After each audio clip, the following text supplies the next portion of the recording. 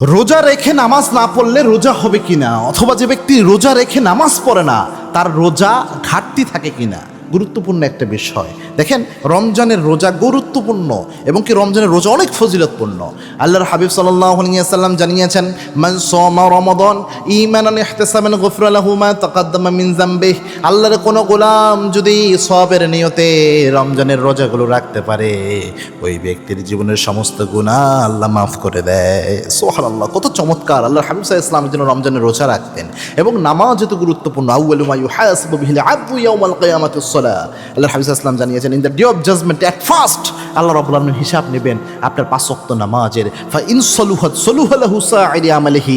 যার আমলনামায় নামাজ থাকবে, জীবনের সব আমল আল্লাহ রাব্বুল আলামিন কবুল করে নেবেন। তো কোনো ব্যক্তি যদি রোজা রাখে কিন্তু নামাজ পড়লো না, এই ব্যক্তির কি রোজাই হবে না নাকি? উলামায়ে কেরাম মত প্রদান করেছেন, যেহেতু নামাজ সবচেয়ে জরুরি এবং কিয়ামতের দিন প্রথম রোজার আগে নামাজের হিসাব না দিয়ে আপনি এক পা নড়াতে পারবেন না।